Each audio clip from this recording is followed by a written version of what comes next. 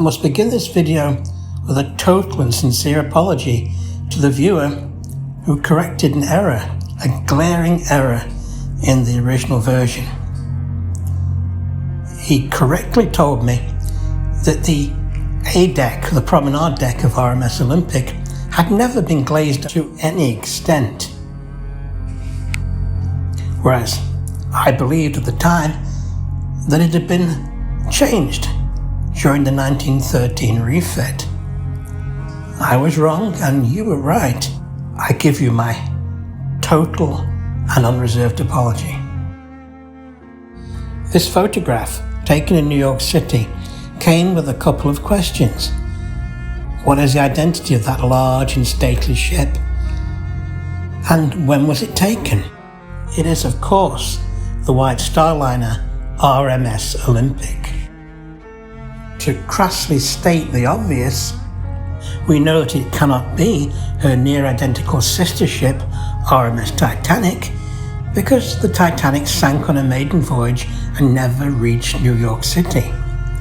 Also, there's a little matter of those glazed partitions on the A promenade deck that our eagle-eyed viewer noticed and correctly called me on, because the Titanic did have those glazed partitions and the Olympic never had them at any stage of her career.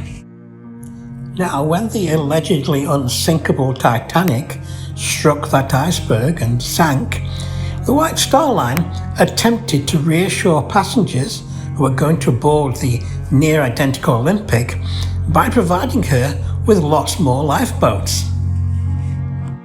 However, there were no brand spanking new lifeboats available immediately, and even the Titanic's recovered lifeboats were stuck in New York.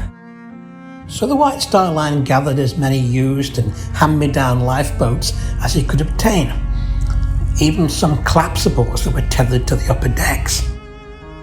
If you look carefully, you can see the Olympic does indeed appear to be carrying just such a motley collection of lifeboats stashed here, there and everywhere.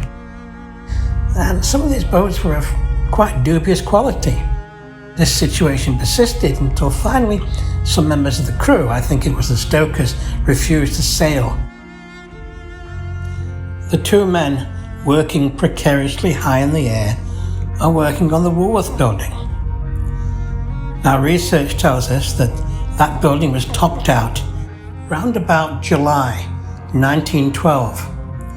So, using that as a guideline, plus the temporary presence of those extra lashed-down lifeboats on board Olympic, we can say with a reasonable amount of certainty that we're looking at the Olympic sailing by the Woolworth building on the Hudson River perhaps 2 or 3 months after the loss of RMS Titanic. In recent times, the Woolworth building has been restored and repurposed as a very expensive residential community. Thank you for watching this short video. Please like, subscribe and comment to help my channel grow. Bye bye for now.